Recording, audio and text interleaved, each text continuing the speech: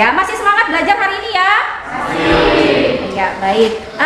Sebelum kita memulai pembelajaran kita pada hari ini, kita berdoa dulu. Silakan ketua kelas dipimpin untuk berdoa.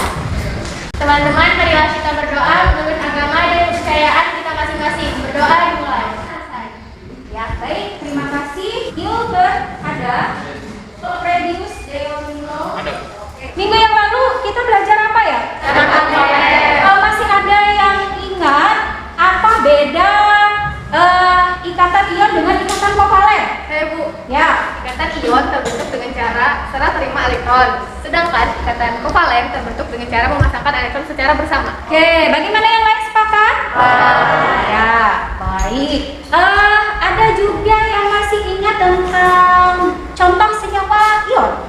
Atau NaCl dan KCl pada pupuk. Kalau untuk contoh senyawa kovalen?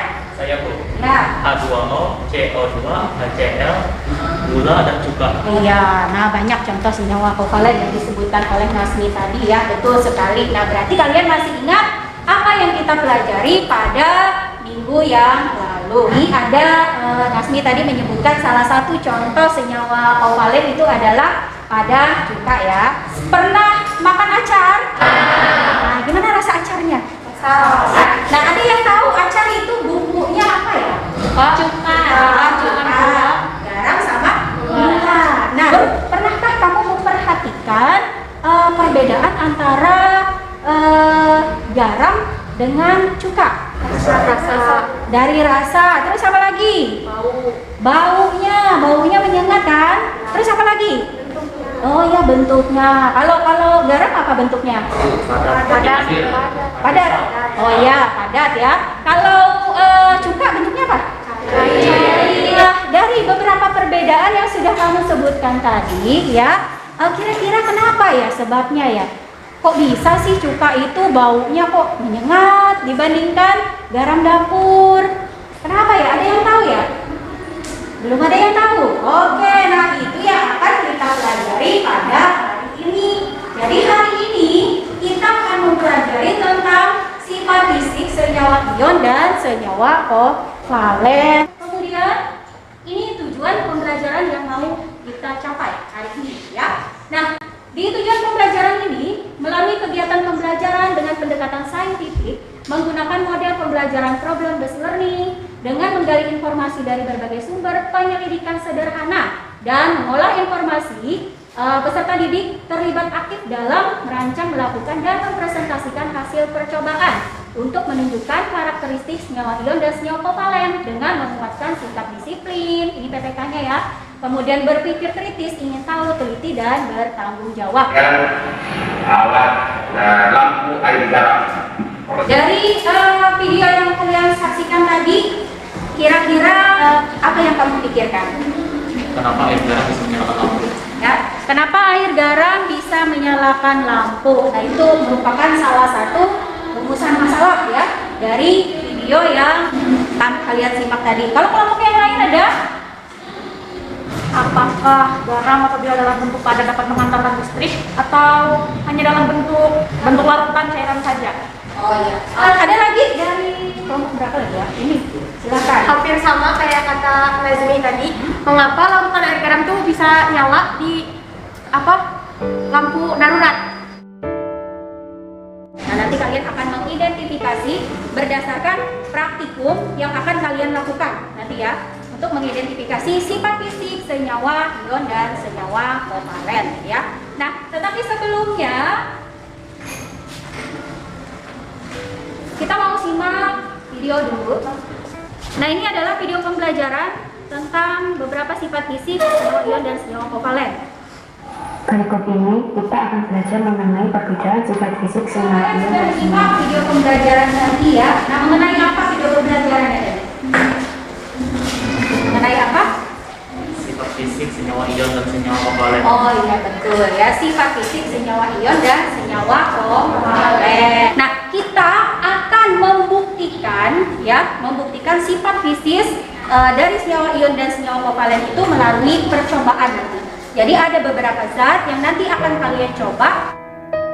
Ingat ya, untuk percobaan ini nanti juga akan ada penilaian Jadi silakan secara berkelompok harus aktif. Jadi yang diuji yang pertama itu apa? Uji kelarutan dulu ya. Nah, jadi uji kelarutan dulu, baru nanti yang kedua apa? Daya hantar listrik. Oh ya, uji daya hantar listrik.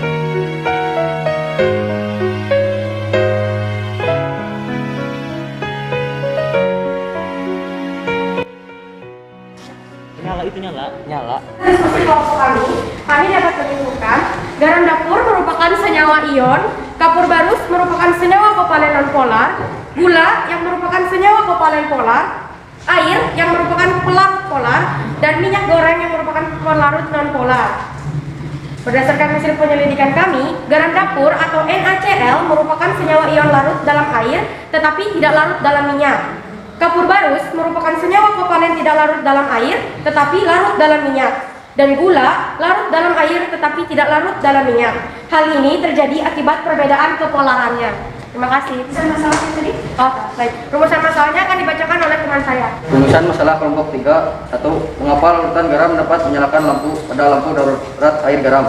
2. Bagaimana sifat biji garam yang merupakan senyawa ion? Hipotesisnya akan dibacakan oleh saya. Yang pertama, karena larutan garam merupakan senyawa ion. Dalam wujud padat, senyawa ion tidak dapat menghantarkan listrik, tetapi dalam wujud cair atau meleleh dapat menghantarkan arus listrik. Daya hantar listrik terjadi apabila medium yang mengandung partikel bermuatan dapat bergerak bebas. Senyawa ion dalam wujud padat tidak dapat menghantarkan arus listrik karena ion-ionnya tidak bergerak bebas. Sementara dalam bentuk lelehan atau larutan, senyawa ion adalah konduktor yang sangat baik karena ion-ion dapat bergerak dengan bebas. Yang kedua, kristalnya bersifat keras tetapi rapuh. Titik didih dan titik leleh senyawa ion tinggi, pada umumnya senyawa ion larut dalam polar. Hal ini dikarenakan adanya gaya tarik-menarik ion dipol. Gaya tersebut mengakibatkan tertariknya ion-ion yang ada dalam senyawa oleh kutub-kutub yang ada dalam molekul air. Sebaliknya, senyawa ion sangat sukar laut dalam pelarut nonpolar. Karena pelarut nonpolar tidak memiliki polaritas sehingga tidak mampu melepaskan ion-ion dari senyawanya. Dalam wujud padat, senyawa ion tidak dapat menghantarkan listrik, tetapi dalam wujud cair atau meleleh dapat menghantarkan arus listrik. Nah, dari paparan kelompok 3 ini, adakah kelompok lain yang mau menanggapi atau mau bertanya? Boleh. Ada, Bu. Ya, silakan kelompok 1. Saya izin bertanya. Tadi kan kalian menjelaskan bahwa kapur barus yang dimasukkan dalam air itu tidak larut, tapi kapur barus yang dimasukkan dalam minyak goreng dapat larut. Nah, itu kenapa sih bisa terjadi kayak begitu? Makasih. Baik, saya kelompok 3 akan menjawab pertanyaan dari kelompok 1. Karena air merupakan senyawa kovalen polar dan kapur barus merupakan senyawa kovalen nonpolar. Berdasarkan sifat fisisnya, senyawa kovalen nonpolar tidak dapat larut dalam air. Ya, berarti karena beda kepolaran tadi ya. Oke, ada yang mau menambahkan? Kami dari kelompok 2 hanya mau menambahkan jawaban dari kelompok 3 tadi.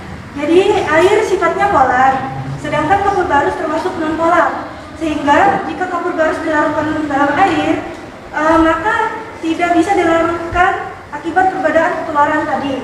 Nah, tetapi kapur barus dapat dilarutkan dalam minyak goreng karena sama-sama bersifat non-polar sehingga bisa menyatu. Ya, oke, bagus sekali jawaban dari kelompok 2. Nah, cukup mempunyai bau yang sangat menyengat, sedangkan garam tidak mempunyai bau yang menyengat. Kenapa bisa seperti itu? Nah, ada yang tahu sekarang jawabannya? Kira-kira apa? Ya, Saya Bu dari kelompok 2. Kami dari kelompok 2 mau menjawab pertanyaan. Jika suatu zat padat atau cair tercium baunya, berarti zat tersebut mudah menguap atau memiliki titik didih rendah. Contohnya pada cuka mudah menguap dibandingkan garam.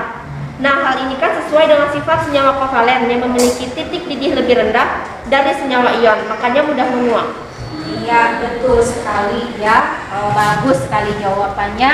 Baik, nah sekarang kita samakan persepsi dari hasil percobaan ini tadi ya. Nah, jadi kalau dilihat dari perbedaan kepolarannya ini, kita lihat dari data percobaannya seperti ini ya. Garam dapur dengan air itu larut, tetapi garam dapur tidak larut dalam minyak.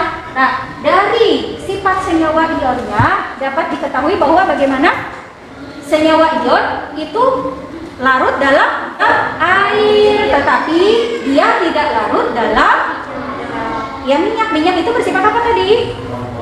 Non-polar ya. Jadi bisa kita simpulkan bahwa senyawa ion itu larut di dalam air ya, pelarut polar ya, terutama air, tetapi tidak larut dalam pelarut non-polar. Nah, kemudian kalau kita lihat dari yang ini ya, data yang kedua, kapur barus itu ternyata tidak larut dengan air, tetapi dia larut dengan minyak. Nah, jadi bisa disimpulkan bagaimana? Kapur barus yang merupakan kovalen non-polar itu tidak larut dalam air, tetapi dia larut dalam pelarut non-polar. Air dengan gula itu larut, minyak dengan gula itu tidak larut. Nah, artinya apa? Gula ini kan sifatnya kovalen polar ya.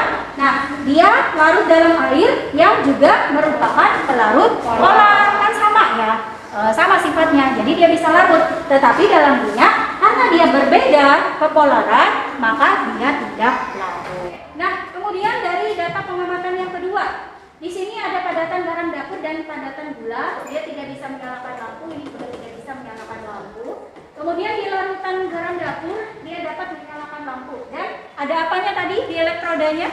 Berbuih, ada gelembung-gelembungnya kan di elektrodanya. Nah, itu artinya dia dapat menghantarkan arus listrik. Karena kalau dalam air, ion-ionnya akan bergerak bebas.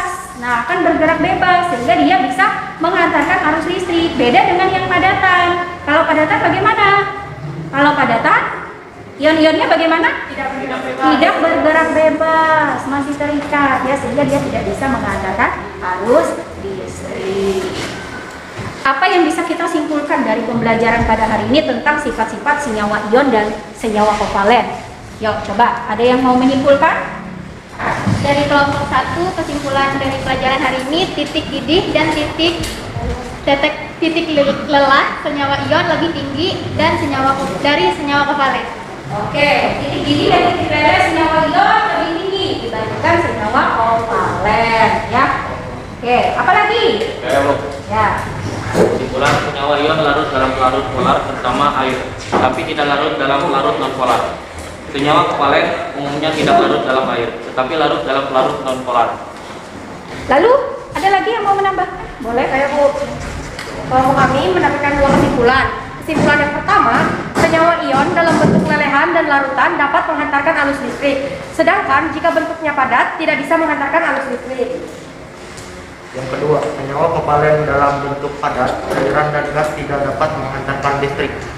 Iya, itu tadi kesimpulan yang bisa kita ambil ya. Silakan kembali ke tempatnya masing-masing. Kita akan mengadakan evaluasi dulu.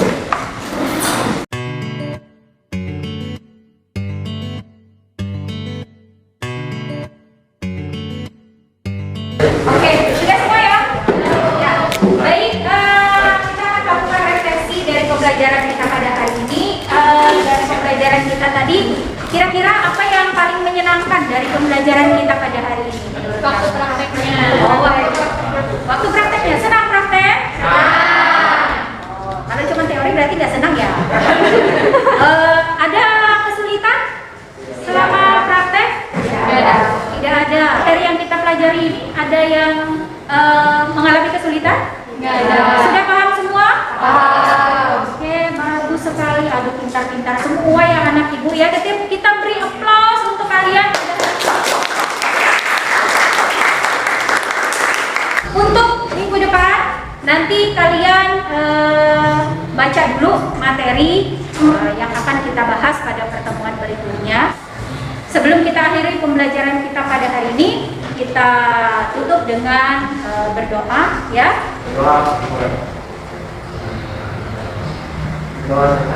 Ya, baik, terima kasih Yuda. Pembelajaran kita hari ini telah selesai. Terima kasih atas keaktifannya dan juga semangat belajarnya. Selamat pagi, silakan melanjutkan pelajaran berikutnya.